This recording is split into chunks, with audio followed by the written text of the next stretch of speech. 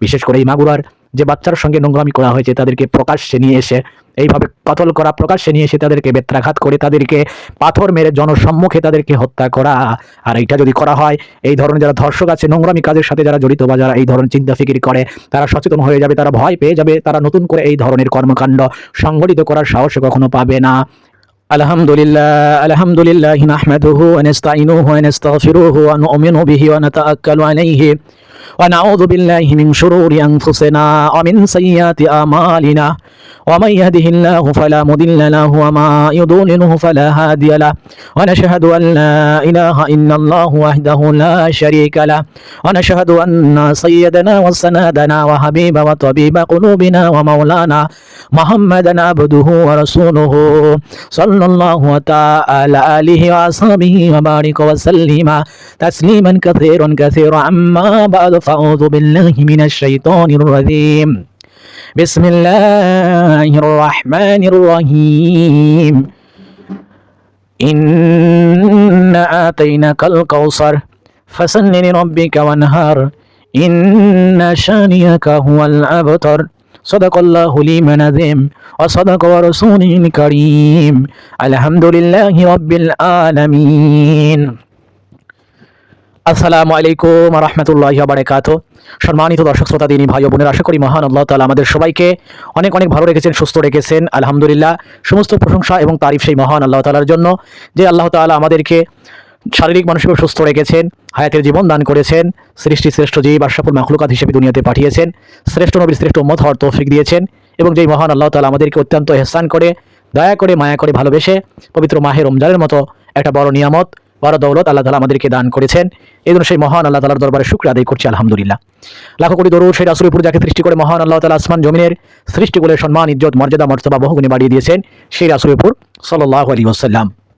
সম্মানিত দর্শক শ্রোতা দিনী ভাই ও বোনেরা, এই মুহূর্তে যে যেখান থেকে এই ভিডিওটা দেখছেন সবাইকে আন্তরিক ধন্যবাদ, মোবারকবাদ জানাই, এবং বিশেষভাবে অনুরোধ করি যে সবাই এই ভিডিওটা অবশ্যই শেয়ার করে দেবেন ইনশাআল্লাহ। কেননা আজকের আলোচনায় আমরা সমাজের মধ্যে যে নিন্দনীয় কাজ, যে পাপের কাজ, যে নোংরামির কাজ, অর্থাৎ যে ধর্ষণের মতো একটা পাপের কাজ বর্তমান সমাজের মধ্যে এইভাবে ছড়িয়ে ছিটিয়ে যাচ্ছে, বলে ব্যাপক আকার ধারণ করছে। তো এই ব্যাপারে আমরা কোরআন এবং সুন্নাহ অনুযায়ী একটু আলোচনা করার চেষ্টা করব। বিশেষ করে মাগুরায় যেই ধর্ষণের ঘটনা ঘটেছে, একটা শিশু যার বয়স কিনা মাত্র 60 থেকে 8 বছর বা তারও কম হবে, বলে এই শিশুটার সঙ্গে যেই পাশবিক নির্যাতনের কাজ করা হয়েছে, নোংরামিমূলক কাজ করা হয়েছে, সীমালঙ্ঘনমূলক কাজ করা হয়েছে, বলে তার সঙ্গে যেই অসদাচরণ করা হয়েছে এবং এইটা তার নিকট আত্মীয়দের দ্বারা সংগঠিত হয়েছে, এই কাজের ব্যাপারে, এই কর্মকাণ্ডের ব্যাপারে, এই নোংরামির ব্যাপারে আমরা সর্বপ্রথম প্রতিবাদ জানাই, এবং যারা এই কাজের সাথে জড়িত তাদেরকে এইভাবে কোরআন সুন্নাহ অনুযায়ী বিচার কার্য সম্পন্ন করে তাদেরকে জনসম্মুখে এইভাবে তাদেরকে 100টা বেত্রাঘাত করার পরে এইভাবে পাথর মেরে তাদেরকে হত্যা করার জন্য আমরা দাবি জানাই। কেননা বর্তমান সমাজের মধ্যে ধর্ষণের মতো এমন নোংরামি এবং জঘন্যতম ঘটনা এত বেশি বৃদ্ধি পাচ্ছে যে বলে এখন কোরআন সুন্নাহ অনুযায়ী যদি শাসন ব্যবস্থা পরিচালিত না হয়, অদূর ভবিষ্যতে এইটা আরও ব্যাপক এবং ভয়াবহ আকার ধারণ করবে বলে আমরা মনে করছি। এই জন্য যারা সমাজের মধ্যে, রাষ্ট্রের মধ্যে আইন শৃঙ্খলার সাথে জড়িত, যারা শাসন কার্যের সাথে জড়িত, যারা এইভাবে শাসন কার্য পরিচালনা করছেন, আমরা অনুরোধ করব, যেহেতু এটা ইসলামিক দেশ, মুসলিম দেশ, এবং এখানে প্রায় 90% বেশি মুসলমান, কাজেই এখন সময়ের দাবি, মুসলমানদের প্রাণের দাবি যে এই সমাজের মধ্যে, রাষ্ট্রের মধ্যে ইসলামী শাসনতন্ত্র কায়েম হোক, ইসলামী অনুযায়ী, রাসূলের সুন্নাহ অনুযায়ী এই দেশ পরিচালিত হোক, বিশেষ করে শাসন ব্যবস্থা পরিচালিত হোক, এবং আরও বিশেষ করে এই ধরনের নোংরামিমূলক যত কাজ আছে, এভাবে ধর্ষণের মতো নোংরামিমূলক যে কাজগুলো আছে, অত্যন্ত গর্হিত কাজ, সীমা লঙ্ঘনের কাজ, জুলুমের কাজ, এই কাজের শাস্তি অবশ্যই কোরআন সুন্নাহ অনুযায়ী হওয়া সময়ের দাবি। তো মাগুরায় যেই শিশুটার সাথে, যেই বোনের সাথে, যেই মেয়ের সাথে ঘটনাটা ঘটানো হয়েছে, এবং তারই নিকট আত্মীয় সে তার বোনের বাড়িতে এভাবে বেড়াতে গিয়েছে, আর বোনের বাড়িতে বেড়াতে যাওয়ার পরে সেই ধরনের পাশবিক নির্যাতনের শিকার হয়েছে। এটা অত্যন্ত হৃদয় বিদায়ক ঘটনা, মর্মান্তিক ঘটনা, কষ্টের ঘটনা। এর চেয়ে বড় কষ্টের, বড় দুঃসংবাদ আর কোনো কিছু হতে পারে না, যেখানে নিজের বোনের বাড়িতে বেড়াতে গিয়েছে এবং নিজের বোনের জামাই এবং তার নিকট আত্মীয় যারা, বলে তাদের দ্বারা সেই ধরনের খারাপ একটা ঘটনার সম্মুখীন হয়েছে।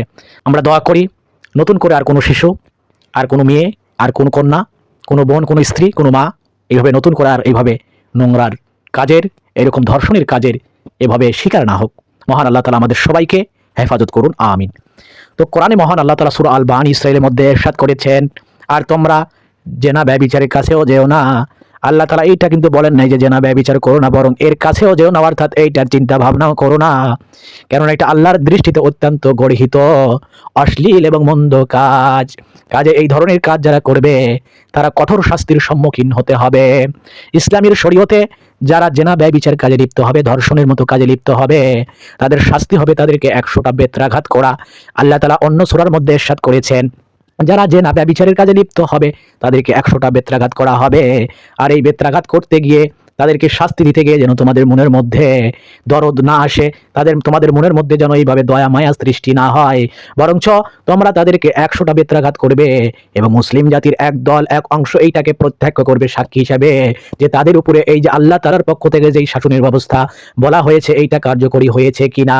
এই জন্য যারা সমাজের মধ্যে জেনা ব্যভিচার কাজে লিপ্ত, বিশেষ করে যারা ধর্ষণের মতো গর্হিত, নিন্দনীয়, অপছন্দনীয়, সীমালঙ্ঘন এবং জুলুমের কাজে নিয়োজিত, তাদেরকে অবশ্যই অবশ্যই ইসলামী শাসনতন্ত্র অনুযায়ী, ইসলামী আইন অনুযায়ী, আল্লাহ রাসূলের আইন অনুযায়ী যদি শাস্তির ব্যবস্থা না করা হয়, অদূর ভবিষ্যতে এইটার মাত্রা আরো বহুগুণ বাড়িয়ে যাবে এবং এমনকি দেখা যাবে যে আমার পরিবারের কোনো সদস্য এই নোংরার কাজের শিকার হয়ে যাবে, এই নোংরামিমূলক ধর্ষণের কাজে এইভাবে শিকার হয়ে যাবে। এই জন্য ইসলামী শাসনতন্ত্র ব্যবস্থা কায়েম করা বর্তমান সময়ের উপযুক্ত একটা সময় বা সময়ের দাবি। আর আল্লাহ রাসূল ধর্ষণের কাজে যারা জড়িত হবে তাদের শাস্তির বিধান কিন্তু বলে দিয়েছেন।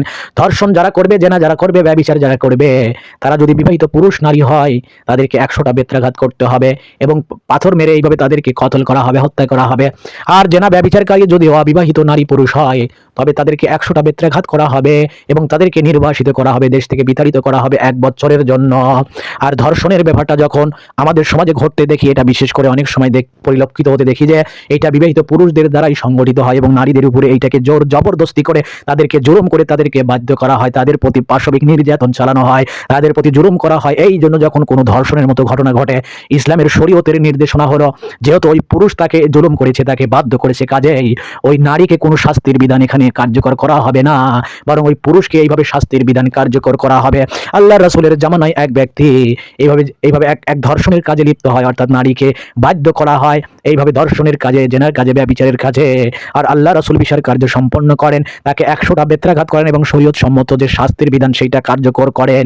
আর এই নারীকে কিন্তু আল্লাহ রাসূল কোনো শাস্তির বিধান জারি করেন নাই, কেননা এই নারী কিন্তু অবাধ্য ছিল, তার উপরে জুলুম করা হয়েছিল, সে ছিল এইভাবে জুলুমের শিকার, সে ছিল মাজলুম। হযরত ওমর রাদিয়াল্লাহু তাআলা আনহুর জামানায় এই ধরনের একটা ঘটনা সংঘটিত হয়েছিল এক দাসীর বিরুদ্ধে এইভাবে রাষ্ট্রীয় মালিকানাধীন এক দাস এইভাবে তাকে নির্যাতন করে, তার উপরে জুলুম করে, তাকে ধর্ষণ করে। আর হযরত ওমর রাদিয়াল্লাহু তাআলা আনহু এই ধর্ষকের শাস্তিও তদ্রূপ করেছিলেন, তাকে দেশান্তরিত করেছিলেন এবং তার উপরে 100টা বেত্রাঘাতের যে বিধিবিধান এইটাকে কায়েম করেছিলেন, এইটাকে প্রয়োগ করেছিলেন। কিন্তু এই নারীকে কিন্তু এই হযরত ওমর রাদিয়াল্লাহু তাআলা আনহু কোনো শাস্তি দেন নাই, কেননা তার উপরে এটা জুলুম করা হয়েছিল, সে ছিল এইভাবে মাজলুম। এই জন্য ইসলামের বিধিবিধান অনুযায়ী ধর্ষকের শাস্তি হবে, অবশ্যই তাকে বেত্রাঘাত করা হবে, অবশ্যই তাকে পাথর মেরে হত্যা করা হবে। সমাজের মধ্যে যদি এই ধর্ষণের মতো যে ঘটনা, নোংরামি ঘটনাগুলো ঘটছে, যদি সমাজের মধ্যে ইসলামী যদি এইভাবে শাসন কায়েম প্রতিষ্ঠিত থাকতো, যারা জেনা করবে, ব্যভিচার করবে, ধর্ষণ করবে, তাদেরকে যদি প্রকাশ্যে বেত্রাঘাত করে পাথর মেরে যদি হত্যা করা হতো, এই সমাজ থেকে অটোমেটিক্যালি অনেক ধর্ষণ এইভাবে নিয়ন্ত্রণে চলে আসতো। কিন্তু আফসোসের সঙ্গে বলতে হয় এই সমাজের অধিকাংশ মানুষ মুসলমান, অথচ এই দেশে মুসলিম আর শরিয়া ভিত্তিক কোনো আইন আমরা প্রয়োগ হতে দেখি না, যার কারণে সমাজের মধ্যে এই ধরনের নোংরামি দিন দিন বেড়েই চলছে। এই জন্য আমরা প্রত্যেককেই সময়ের দাবি, প্রাণের দাবি, মুসলমানের প্রাণের দাবি, প্রত্যেকটা মুসলমানের মনের কথা যারা আল্লাহ রাসূলকে পরিপূর্ণভাবে আমরা বিশ্বাস করি, আমরা চাই সমাজের মধ্যে, রাষ্ট্রের মধ্যে ইসলামী শাসনতন্ত্র প্রতিষ্ঠিত হোক, প্রত্যেকটা বিভাগে যেন ইসলামী শাসনতন্ত্র অনুযায়ী বিচার কার্য পরিচালনা হয়। আর যদি এটা প্রয়োগ হয় সমাজের মধ্যে, চুরি, ডাকাতি, ছিনতাই, রাহাজানি, নৈরাজ্যমূলক যত ঘটনা আছে, এমনকি ধর্ষণ থেকে শুরু করে প্রত্যেকটা অপরাধ অটোমেটিক্যালি এইভাবে কমে যাবে, তখন আইন শৃঙ্খলা বাহিনীর এত কষ্ট করতে হবে না। কিন্তু আমরা আফসোসের সঙ্গে বলতে চাই যে সমাজের মধ্যে এই ধরনের আইনের প্রয়োগ একেবারেই নেই, যার কারণে দোষীরা কিন্তু পার পেয়ে যায়। অনেক সময় মার প্যাঁচ এবং টাকা পয়সা ইত্যাদির জোরে কিন্তু তারা অপরাধমূলক কর্মকাণ্ড করার পরেও তারা এইভাবে বেরিয়ে আসে এবং পুনরায় আবার নতুন করে এই ধরনের কর্মকাণ্ডের সঙ্গে জড়িয়ে পড়ে। এই জন্য আমরা প্রত্যেককেই আশা রাখি মনে প্রাণে যে এই বর্তমান সময়ে যারা রাষ্ট্র পরিচালনার কাজে নিয়োজিত, তারা এই বিষয়গুলো অবশ্যই বিবেচনা করবে। বিশেষ করে এই মাগুরার যে বাচ্চার সঙ্গে নোংরামি করা হয়েছে তাদেরকে প্রকাশ্যে নিয়ে এসে এইভাবে কতল করা, প্রকাশ্যে নিয়ে এসে তাদেরকে বেত্রাঘাত করে তাদেরকে পাথর মেরে জনসম্মুখে তাদেরকে হত্যা করা। আর এইটা যদি করা হয়, এই ধরনের যারা ধর্ষক আছে, নোংরামি কাজের সাথে যারা জড়িত বা যারা এই ধরনের চিন্তা ফিকির করে, তারা সচেতন হয়ে যাবে, তারা ভয় পেয়ে যাবে, তারা নতুন করে এই ধরনের কর্মকাণ্ড সংগঠিত করার সাহস কখনো পাবে না। এই জন্য আমরা প্রত্যেকেই দাবি জানাই যেন তাদেরকে, এবং যারা এই ধর্ষণের সাথে, আমরা ইতিমধ্যে বিভিন্ন চ্যানেলে বিভিন্ন নিউজে আমরা দেখতে পাচ্ছি যে ধর্ষণের মতো ঘটনা দিন দিন অনেক বেড়ে যাচ্ছে, অনেক আকার ধারণ করছে, বড় বড় আকার ধারণ করছে। যেন আমরা চাই যারা এই ধরনের কর্মকাণ্ডের সাথে জড়িত তাদেরকে প্রকাশ্যে নিয়ে এসে যেন ইসলামী শাসনতন্ত্র অনুযায়ী তাদেরকে শাস্তির বিধান করা হয়। তাহলে সমাজের মধ্যে থেকে এই ধরনের নোংরামূলক কাজ অনেকাংশেই কমে যাবে। তো সবাইকে অসংখ্য ধন্যবাদ। আবারও অনুরোধ করব, ভিডিওটা অবশ্যই শেয়ার করে দিবেন, এবং আমাদের সমাজের মধ্যে যারা এই ধরনের নোংরামির সাথে জড়িত তাদেরকে এইভাবে আইনের আওতায় আপনারা নিয়ে আসার চেষ্টা করবেন ইনশাআল্লাহ। সবাইকে অসংখ্য ধন্যবাদ।